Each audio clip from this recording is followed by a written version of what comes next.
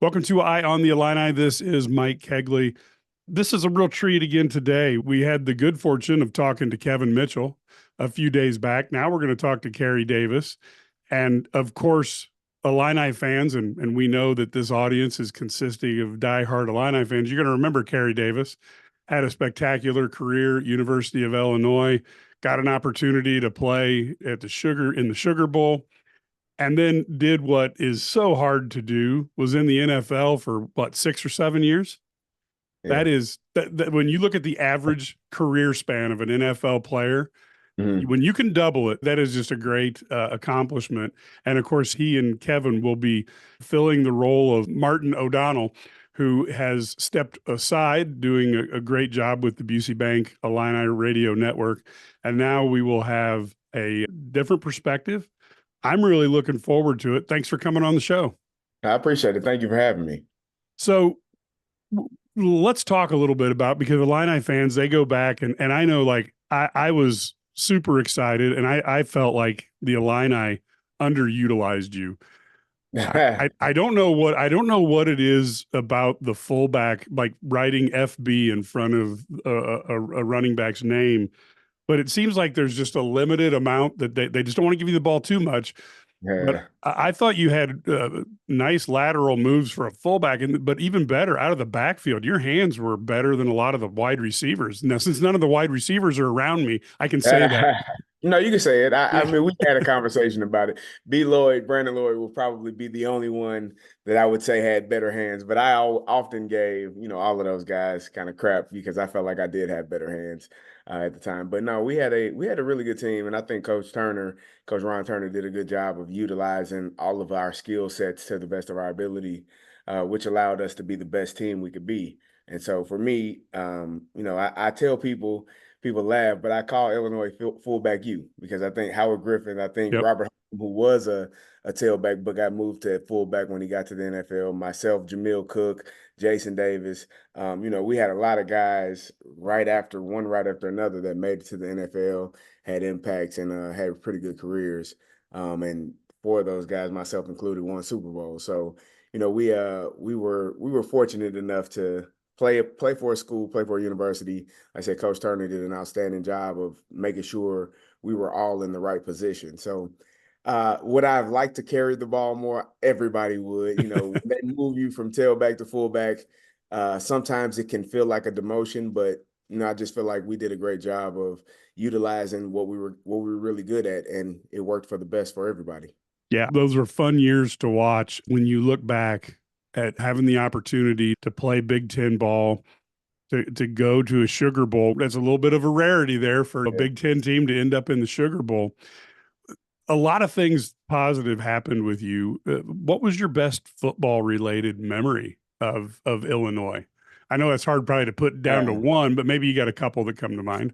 I mean, I have a few. Obviously, my first really good memory was the first game I got to start, which would be in the 2000 season, where I was filling in for Jamil Cook, and we played against Indiana at Mhm. home. Scored a touchdown, almost scored another one.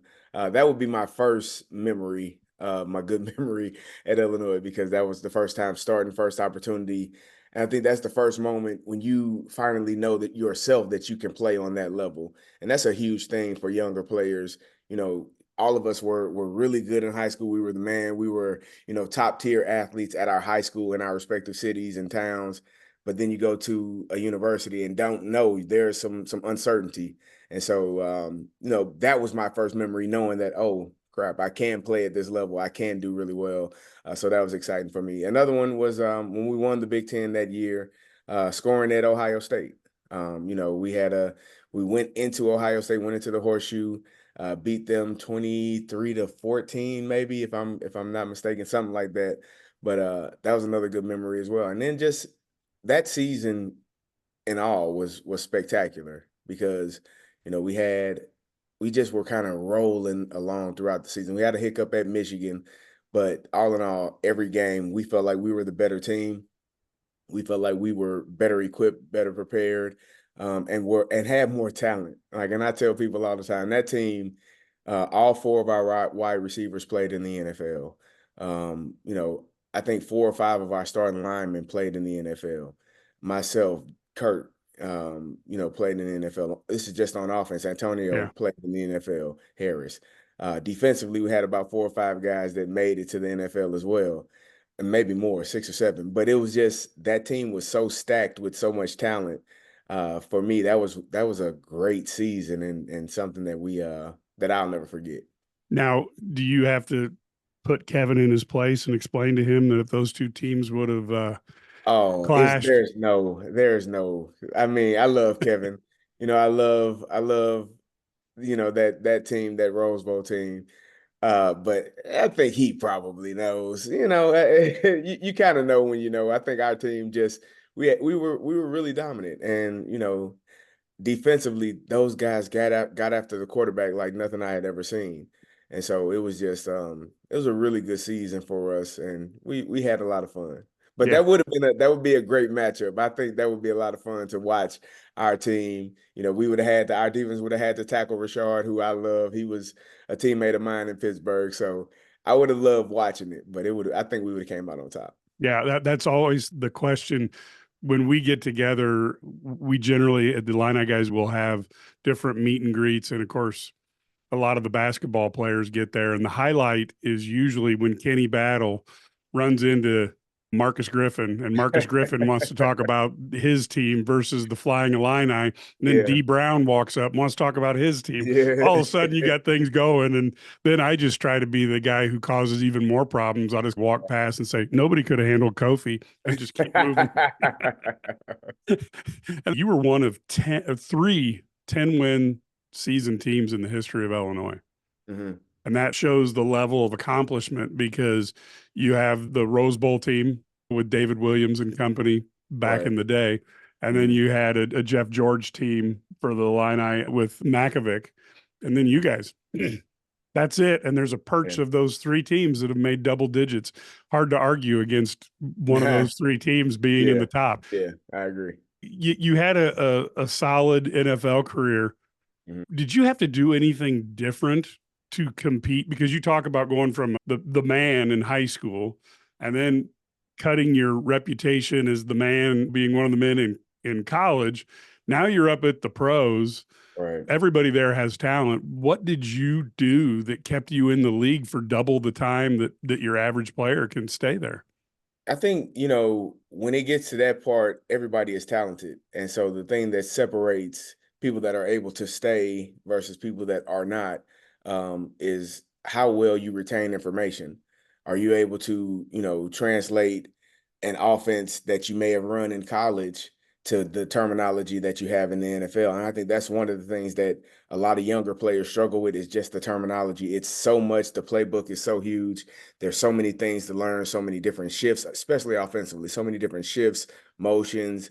And then you could get 2 to 3 plays at one time in the huddle, and you have to be dialed in, locked in, and know your assignment on all 3 of those plays if one of them is called. And so I think for me, just my football IQ and how locked in I was to learning the offense, learning, you know, the ins and outs and and not just my position. One thing I was taught, you know, at Illinois, Coach Jim Helms, my running back coach for 4 years there, he made it clear that as a fullback, your job is to know what the tailback is supposed to do as well. He would say, you know, hey, Carey, Rocky doesn't care about nothing but running the ball. You got to tell him when he got to pass block. You got to tell Antonio when he's supposed to check down and run the route. And so, you know, that's something that I learned in college, that knowing both positions, it just helps me. And then I can help my tailback when we're running a run. Hey, think about this, think about this.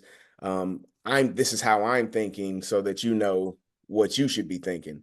And so it just, the mental side of the game, I think, is always one of the most important sides because everybody can play. And if everybody is equal in terms of talent, some have much more talent, some have a little bit lesser, but we're all here in the NFL. The thing that'll separate you is your ability to think through the game. Yeah, that's a great point because I could play in high school ball where my ability to think could help me at least keep on the field.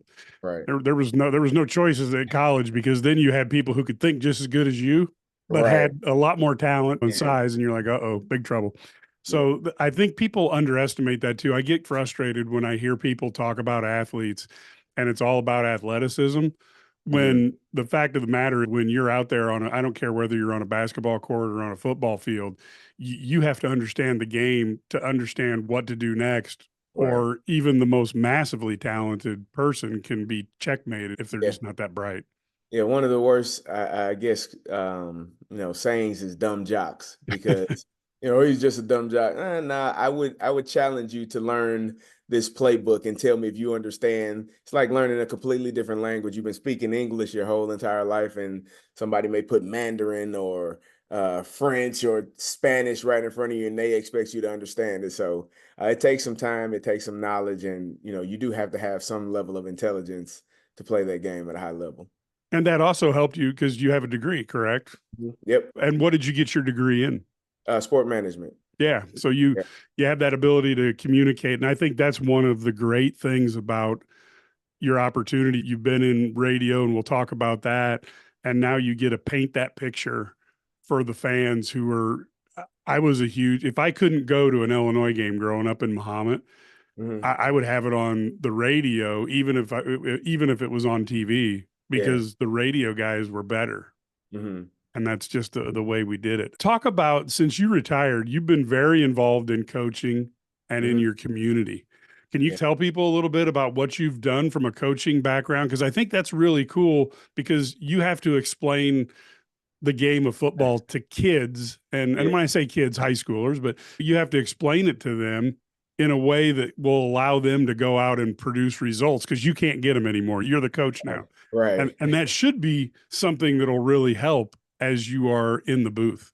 Yeah, they say those that can't coach, so I can't do it anymore. So now I'm coaching.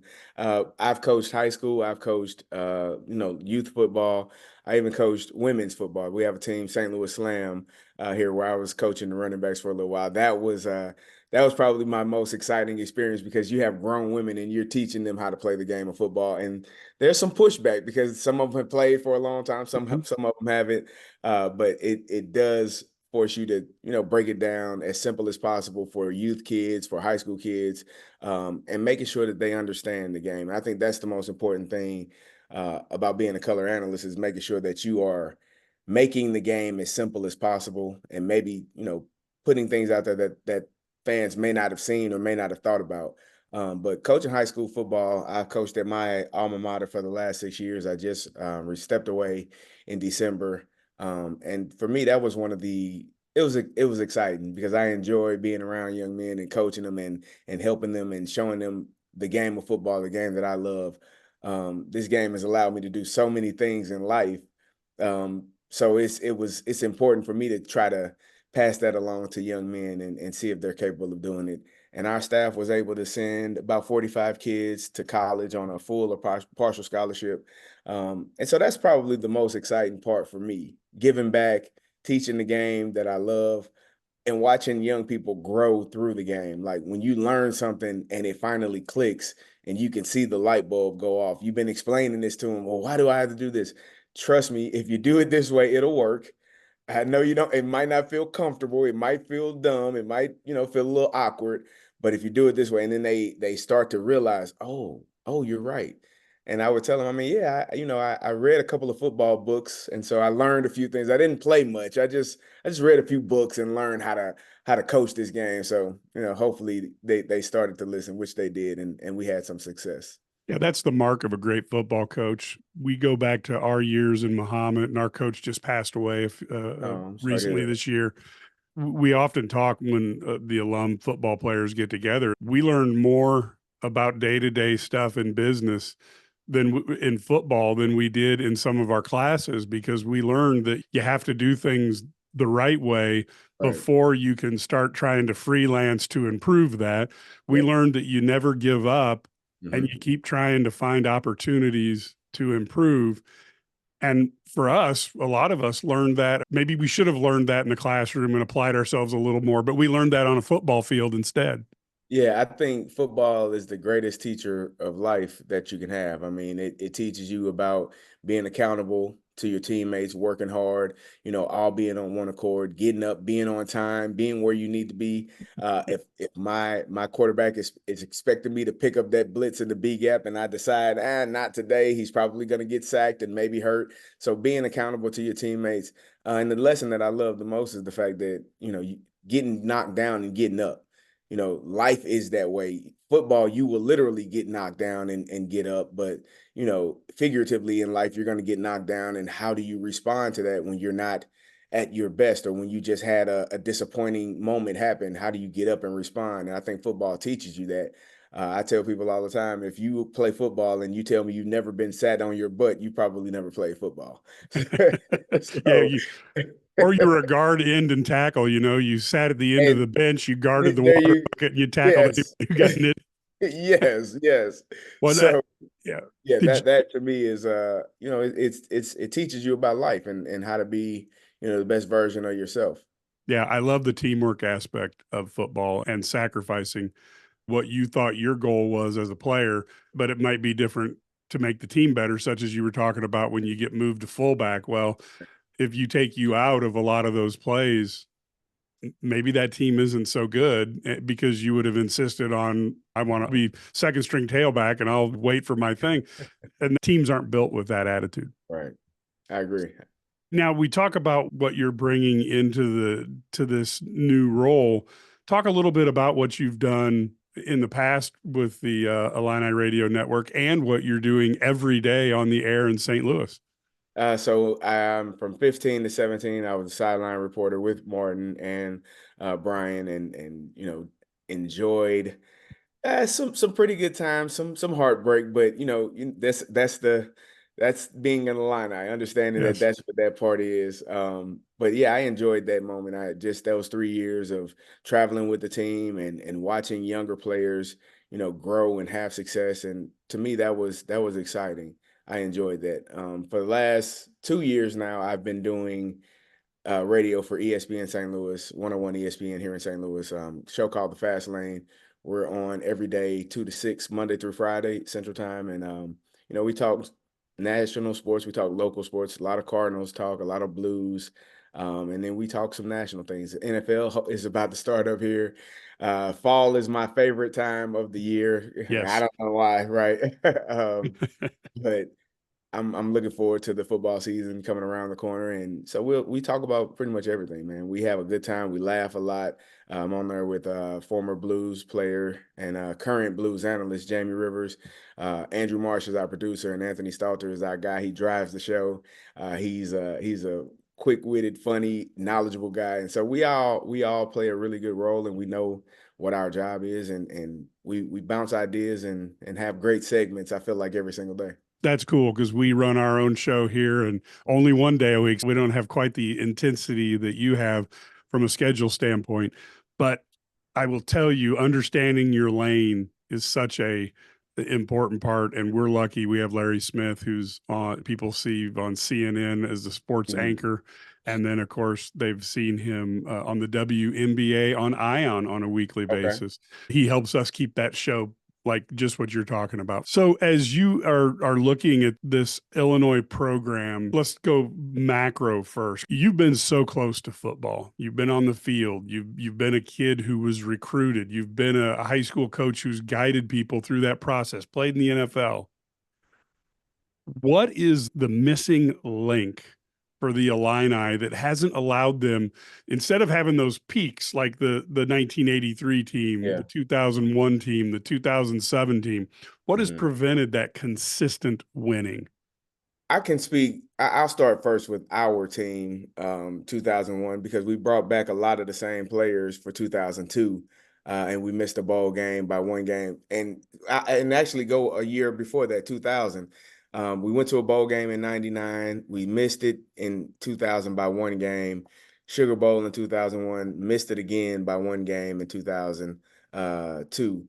And so I think what was missing is one game, but I think if you go to 4 straight bowl games, that kind of changes the trajectory of a program. You start getting different recruits, you start getting different players, and I think one thing that I have always felt like, I think our 2001 team was a really good snapshot of what Illinois could be.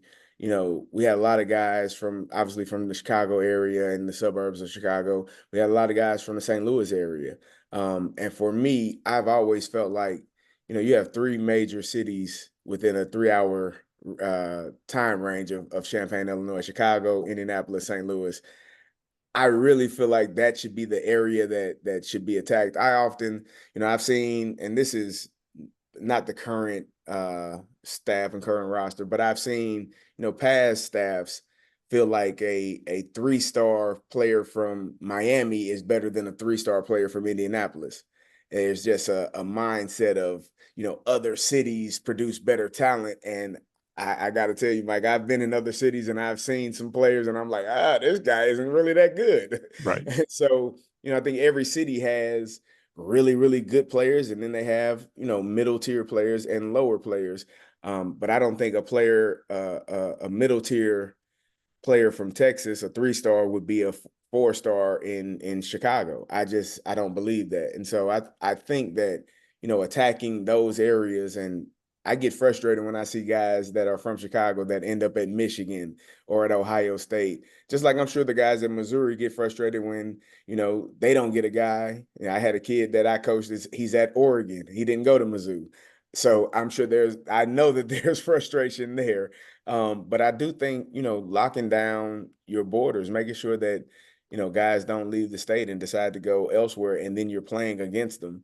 And then I also think that, you know, we have a huge legacy of former players that have sons now that are playing college football. Like Don't we get me started on this one. we should be attacking, you know, those players and trying to, you know, because a lot of those kids grew up watching videos of their dad or you know, even watching their fathers play at Illinois. So, you know, to not have an opportunity to get some of those young men, I think is frustrating as well.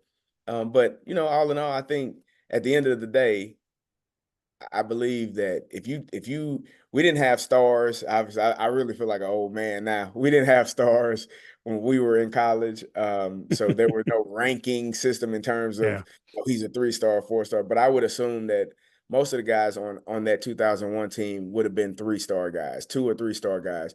You know, maybe you'd have had a couple of 4-star guys, but for the most part, that's who we were.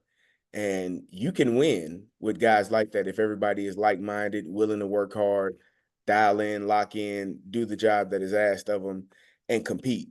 I think the one thing about our team, we competed our butts off. Like, we would, in every drill against each other in practice, every day, whether we were going to Impy or Wimpy playing basketball, we were competing.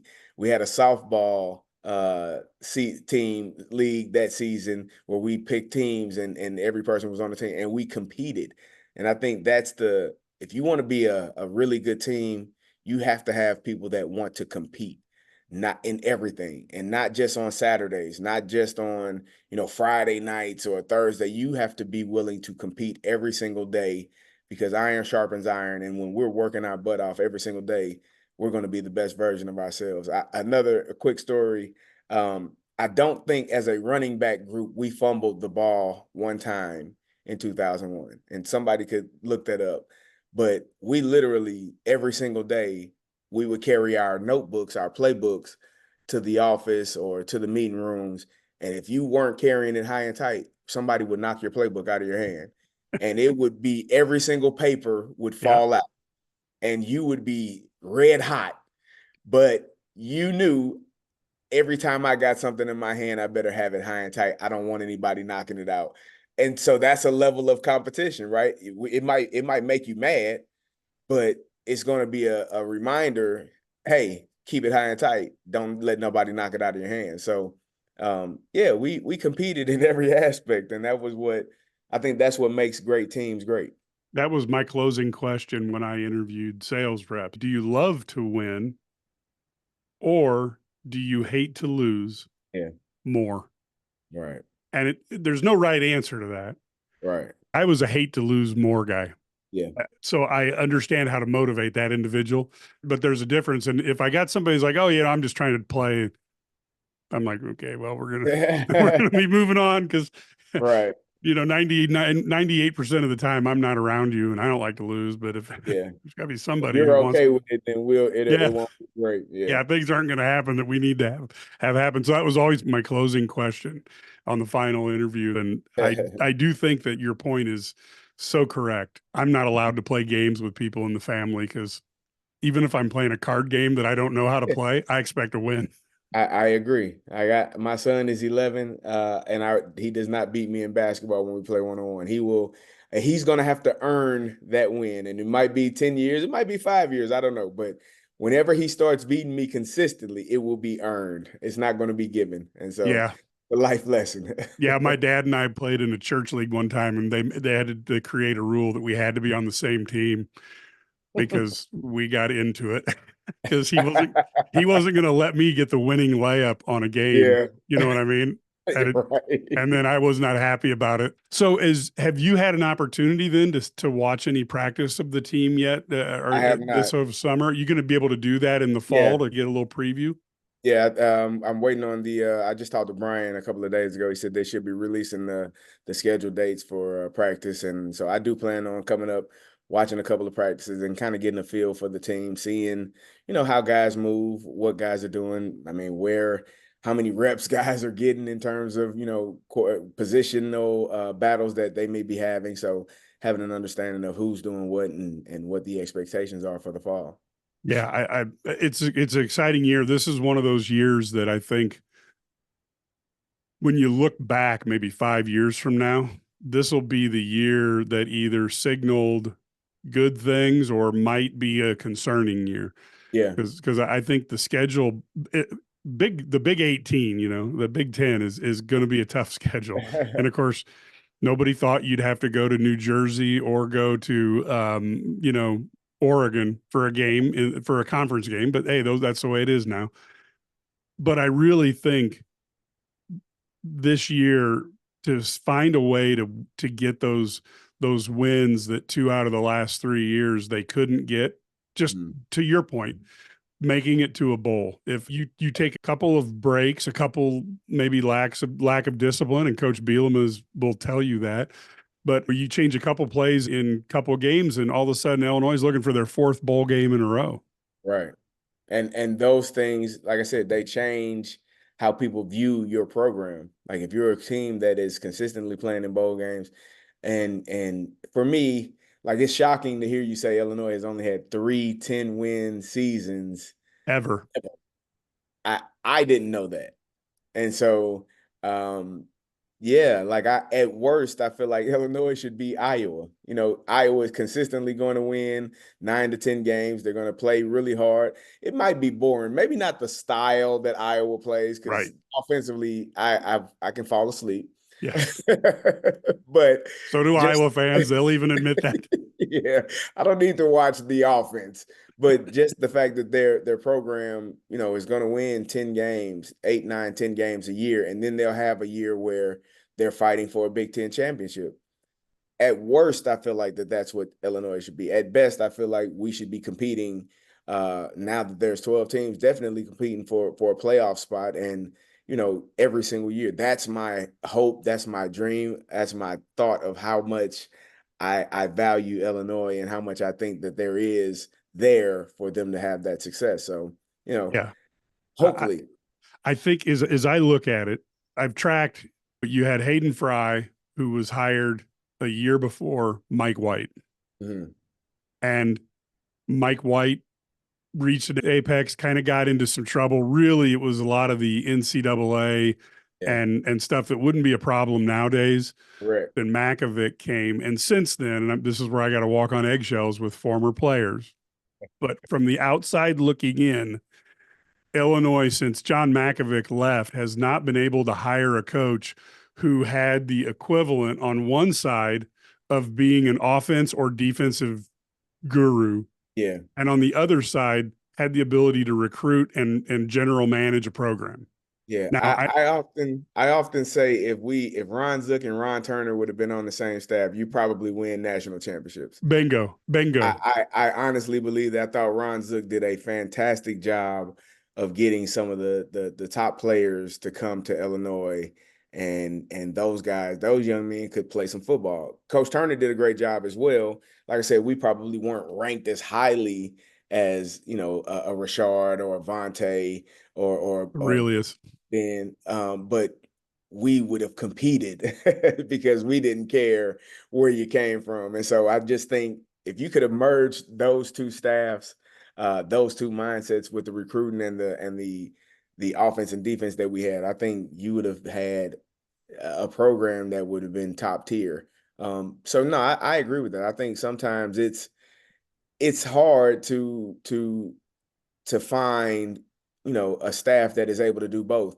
Me being a former high school coach, I could tell head coaches this is, and I truly believe this. As a high school coach, your assistants generally are the ones that are coming in to talk to us. And so I would tell coaches, I could probably tell you how long you'll be at your school.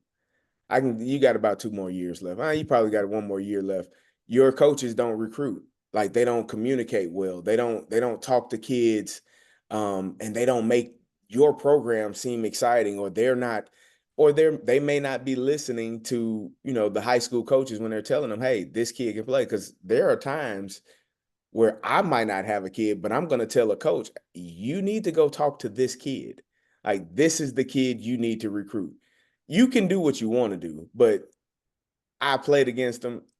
He's not an easy guy to play against. So, yeah, I think, if you're a head coach, hiring the correct assistant coaches that know how to communicate and know how to, really talk to young men and young people, and have them understand what that program means. And you don't have to be, a an Alabama or, a Michigan, Ohio State, because the thing that some of the other schools can offer is playing time. You can play against Ohio State. You can play against Oregon now. You can play against Michigan. You can go to the big house and play against 107,000 people and shut them up. Like, there is nothing better than that. And so, you have some things that you can offer. And obviously NIL has changed and shifted college football drastically, here in the last few years. But there's some things there for the Illini to make some moves and put themselves in that conversation, I believe. I think Bielema's the best combination of recruiting and being able to run the program with understand he happens to be defensive minded, but I think he's the best combination we've had since Makovic, but that's still to be proven. At the end of last year, we saw an offense that we didn't think a Brett Bielema team would be willing to run. Yeah. I'm not saying I want to see a pass happy Illini team, but I would like to see a little more balance. And I hope he unleashes Barry Lunny Jr. a little bit to let him let that show through. I think sometimes, and people, this is the one thing that I learned coaching. I can only run what I got. I can only Right. run the plays that my players and my team is capable of doing. I may want to, you know, throw five wide out there and empty backfield. I may not have the personnel, or my third or fourth guy may not be, to the level that I need. So I'm going to have to run I formation with two backs and the tight end. Like, I sometimes it's based off of, your personnel, not so much off of your ability as a coach. And then, Yep. but that also goes into the recruiting part. Like, if you're recruiting for a specific style of offense, then you need to attack that caliber of player. Like, this is what we want to do offensively. These are the types of players that we need, and these are the types of players that we have to go get and have them on our roster so that we can run that style of offense. In high school, I get whoever lives in this, this school district, and I got to figure it out. But in college and in the NFL, you can create your roster to be what you want to be offensively and defensively. You want guys that can get after the quarterback, you can recruit that. You want guys that, are ball hawks in the secondary, you can recruit those guys. In high school, I try to create them as best as I could. So it's just it's about recruiting. It's about getting the guys that are the people that you want, and the style of offense, defense, special teams you want to run, and going and attacking those guys in recruiting. Yeah, that's a great point. You have to change with the times. When Nick Saban decided he was going to the RPO system, that told me that college football was forever changing, because Yeah. when a guy with his background was willing to say, I have to change, I couldn't think of a better case for that. Yeah. Yep.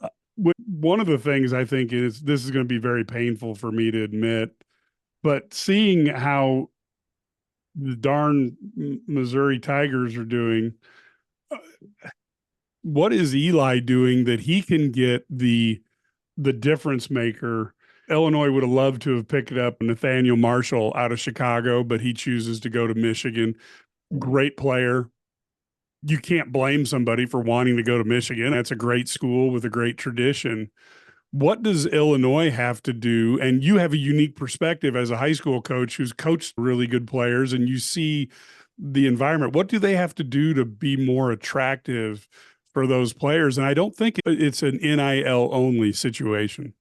No, I don't think it's NIL only. I do think that helps. Oh, I agree. And making sure, and I do think that, there is, I think that helps tremendously, being able to recruit kids with the NIL money. But winning games, once you win, people want to be a part of it, and having big wins. Like, I think back to a couple of years ago, uh, uh, was it 22 Chase Brown's final year, when we Yep. lost to Michigan at Michigan, that to me is a game. If you win, it shifts the narrative. You're at Michigan, and that's a game that I think they know they should have won.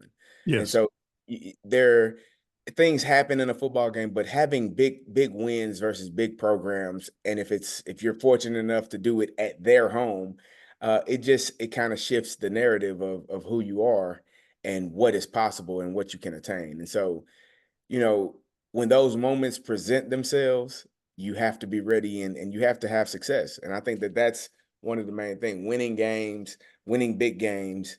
And that's what gets people to look at your program and say, oh, wow. And winning in primetime games. If you're playing at nighttime at Penn Yes. State, and it's on ESPN, and people are tuned in, and it's, one of the highlight games of the week, that's important. Yeah. Like, The Nebraska game last year was painful. yes, eyeballs on your program, and you winning is what helps younger people say. I mean, it did it for me. I watched, a few Illinois games, and then I had a crazy man named Coach Mack come into St. Louis, and I was like, "Who is this man?" He was so excited, had so much energy, and so it just you learned about the program, and I think that those are the things that help you win. Right now, Mizzou is having success because they're winning football games, and they win. And I joke about it a lot on our radio show, because I love giving Missouri fans. I'm a Missouri-born man, and I went to the University of Illinois, so obviously, and I do radio in St. Louis, so I obviously we have a lot of Mizzou fans, Yeah. and I like to give them crap. I'm like, yeah, you beat Ohio State, but half their team didn't play. Yeah. But on the flip side of that, they beat Ohio State in the Cotton Bowl, and so kids watched that. Kids got to see, oh, Missouri beat Ohio State. Missouri is in the SEC, and they get to play against Alabama and Auburn and Texas A&M and LSU. Like, those are things that young men, and that excites them. And so if you're a Missouri team and you get to go to LSU into Death Valley on a Saturday night, and then you actually can beat LSU, you're going to have more people tuned in. So I think for Illinois, it's going to take some of those wins, some of those exciting wins, maybe unexpected wins, but it's one of those things where nobody believes it except for the people in that room. And then it goes and it happens. Now I'm going to ask you one other question here, and this is where I love to talk to coaches. Coaches get to a level, like you were very successful. The only reason you stepped back was because you had an opportunity to have a radio show. So how do you balance, I'm going to do something because it worked for me and that's how I got to this level, with I need to adapt because maybe what got me here might hold me here, Right. because the game's evolving and things are changing. How do you weigh that when you've got a good resume that proves you know what you're doing? You have to put your pride aside. It can't be about you. It has to be about the team. It has to be about what's in the best interest of the team and the players and what they have success with. If I want to run, like I said, I formation and I don't have the personnel for it, I don't have a fullback, which I've never had since I've coached high school. It drives me crazy. It's so frustrating, but I've never had one. Maybe a few, but not guys that I felt like we could run ISO 25 times and they'd be okay with it, or Yeah. power 15 times and they'd be okay with it. So it's adjusting and adapting and putting your pride to the side and saying, I want to win games, but I want to do it in the way that is best for our program and for our team. And I think that that's just the main thing. And sometimes that's difficult, especially when you've had success and how to win a championship, or how to win a lot of games. It may be a difficult task, but you just have to put your pride to the side, your ego, and say, I want to win for the team, and that's what's going to allow us to have more success. And if it's fun, I think kids want to have fun, right? There's a line where, we're it's not all fun. There is a lot of work associated with it. For me, the fun comes on game day. Like, the fun comes on Saturday, or in high school on Friday night. Like, that's when you get to have fun, because you've worked yourself to the end during the week and preparation. And so now you get to have fun, and winning is fun. So I think that's the thing. Just being able to put your pride, your ego to the side and say, hey, this is what we need to do to win games. Let's get it done. And trusting, one thing I had to learn as a coach, and for me, because I'm so hands-on, is trusting my assistant coaches to do their job. Like, I don't want to micromanage them. I don't want to watch over, because that adds more work for me. Yes. I want to tell them what we need to get done. And it may not be the way I would do it, but if it's effective and the kids are learning, then let's get it done and let's try to figure out how to win. Yeah, that's one of the essential rules of leadership. That's a hard thing to learn when you're in management, is to let that go. Yes, it is. So, any final thoughts as you lead into doing the analyst work for the Busey Bank Illini Football Network? I'm excited. I mean, like I said, I was able to have a position, a role with this group a few years ago, doing the sideline. Brian kind of joked with me the other day. I won't be facing any torrential downpours, or rain that's pouring in sideways like we did at Ohio State a few years ago, where it was absolutely ridiculous. But yeah, I think it's going to be a great time. I'm looking forward to talking Illinois football, talking about what I'm seeing and what's going on, and hopefully, giving the fans an understanding, a viewpoint of exactly, how it's taking place during the game. Yeah, the biggest risk you're going to have is the buffet line, and you're big enough to muscle your way past sturdy. It'll be fine. You'll be well fed. But other than that, I don't think you'll be facing anything. It's going to be an exciting year. I really am excited having the opportunity to interview both Kevin and yourself. The quality of personnel the Illini football program produces is pretty amazing. Uh, The more opportunities I meet ex-Illini athletes, mm, and have opportunity to rub shoulders with many of them now in this role, the Illini guys, what you get going to a Big Ten school when you're focused on your education and you also have the discipline to maintain a high level of effectiveness in a sport, yeah, that demands a lot out of the individual, and it teaches them rules that it's not surprising that people like yourself are successful every step of your life because of that training that is provided you. I appreciate that. I do. I credit Illinois for, the transition from being a high school kid that doesn't know much of anything, to graduating from there and feeling like I was well prepared for life, and not just book smart, but like you said, how to treat people with respect and kindness, and treat people how you would want to be treated. So for me, that was one of the things that you learn in that maturation process from being 18 to 22, 23 years old, is how to go about your day and have success throughout your day, not just like not just on the field or at a job, but just in life in general. Yeah, that's so important. Well, good luck this season, and thank you so much for coming on the show. I appreciate it. Thank you so much for having me. That was really good to have Carey Davis on today. What a fantastic guest. And you can see with the backgrounds of the individuals that have been selected to try to fill the shoes of Martin O'Donnell, both Kevin Mitchell and Carey Davis, they both have fascinating things that they bring to the table that are more than just I play football. The coaching experience, the NFL experience, the running things at the director level and working with the medical school, all these perspectives that really, I think, will make for some fantastic radio next year. If you're not at the game, you want to tune them in. And I'll be honest with you, when you're at the game, if you tune them in and listen on your headphones, it is really good as well to find out what happened. And sometimes you can't see everything from the field. The Busey Bank Illini Football Network is fantastic, brought to you by Learfield. It has Brian Barnhart. Really, you don't want to miss it.